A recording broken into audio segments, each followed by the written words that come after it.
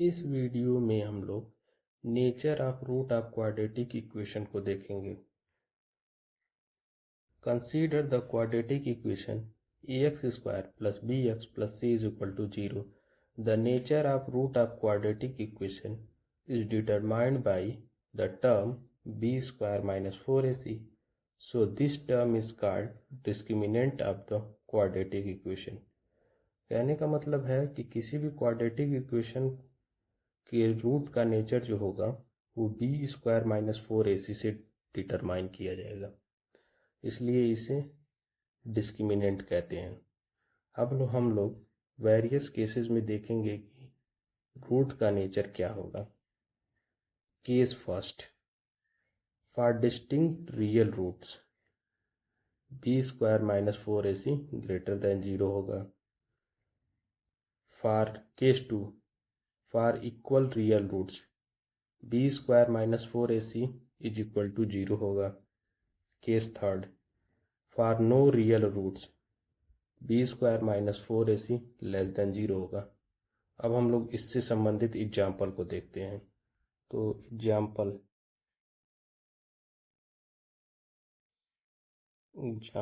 First, एक quadratic equation consider करते हैं हम लोग।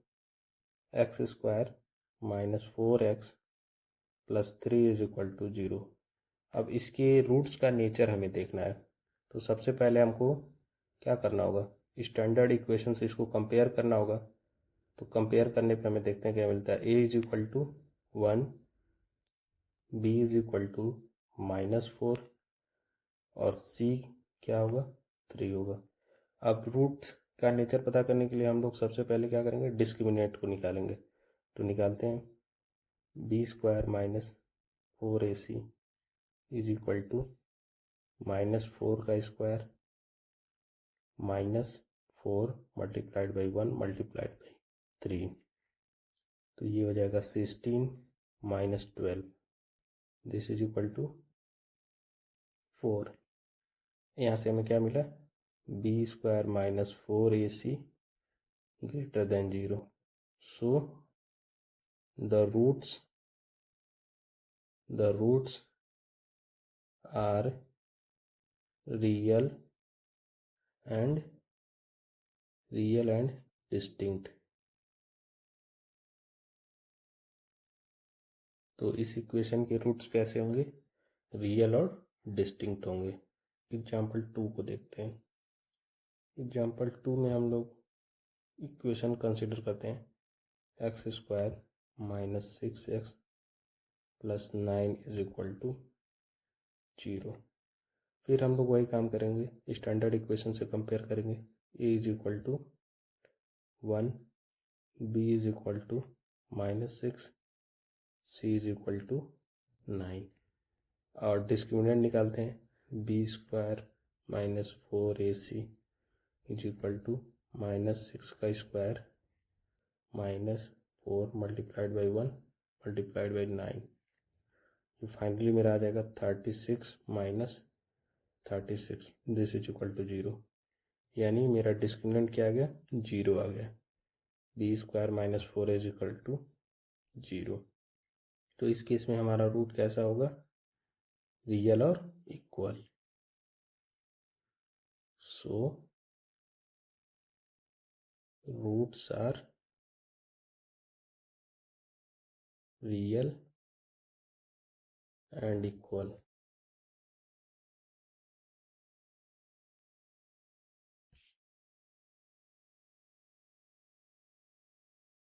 एग्जाम्पल 3 को हम लोग देखते हैं। एग्जाम्पल 3 में हम लोग क्वाड्रेटिक इक्वेशन कंसिडर करते हैं। X square minus x plus 1 equal to 0। इसके नेचर को चेक करना है। इसके लिए फिर हम लोग कंपेयर करेंगे स्टैंडर्ड इक्वेशन से। तो ए 1 हो जाएगा, बी -1 और सी हमारा 1 हो जाएगा।